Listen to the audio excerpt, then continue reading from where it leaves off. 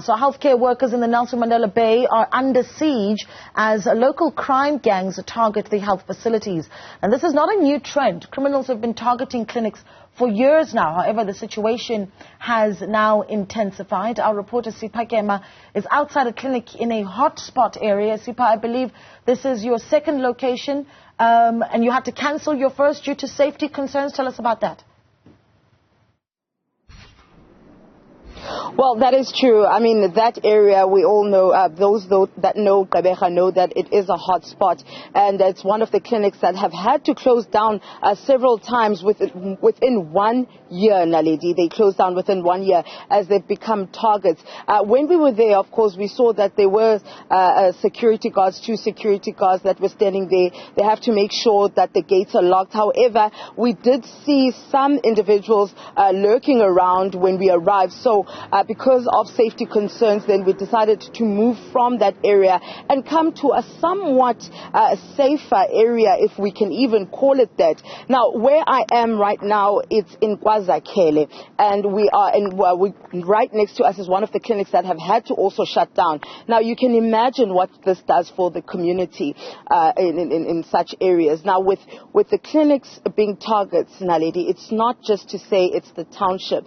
It's an issue overall in Gqeberha. I mean, just in 2022, there were several attacks at Warmer Clinic, which is next to Warmer Park, and also I mean, so that shows you, that goes to show that it's not just the townships. However, the townships are the hot spots, and this is affecting the community. Imagine you coming to your primary healthcare center or facility, and here comes an armed gang of men coming to rob you as a patient of your cell phones and your personal belongings, coming in, telling the staff to lie down, taking the equipment. This is also a major setback for the Department of Health, because when they come and they break into these facilities, they do take some of the equipment that they used to work with, and that means that the clinic will have to then shut down so that it can then get that equipment back. Now, we're going to speak to someone that matters, that is a community member,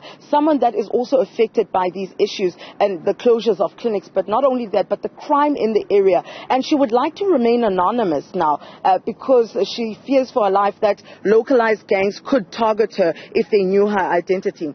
Sissy, let's start by telling us about the issues. What happens when these clinics close because of crime as a patient? Yeah, it's not easy because we're suffering a lot here, because now what is happening here, all the time they just close. They close most of the time. We have to wake up early in the morning, size apha sizohlala silinde kuze kuvulwe until 8 o'clock, because bayavala, because amaphara aza apha azodamage izinto zalapha elandukeni kwi-community. So siyasokola. I-medication, we can't get medication on time. Some of us we chronic asikwazi uzifumana izinto because kaloku ziyathathwa ekuhlaleni. Anoyiki nizi patients ke ngoku xa nifika apha bafika bafana la maphara nilapha ngaphakathi befika nemipu bexhobile? Yes, we do. Siyoyika because kaloku umpu awusoze ngoyika umpu. Siyoyika, fanele unikezele. Fanele unikezele ngakho konke ekugqibeleni ke ngosithini sisafarishe, because kuyavalwa, we have to go to other clinics. It's not easy. Siyasokola nyani, siyasokola. And abantu bayasweleka because kaloku abanye abafumani medication in time, umuntu end up elenda hospital. After that uyabhubha umuntu because kaloku baya default abantu, i-medication ayizi, noba ikhona medication iyarojwa ithathwe ihambe from our clinics. Ezindawo zisinikezelayo ilanduka uncedo asikwazi ulifumana.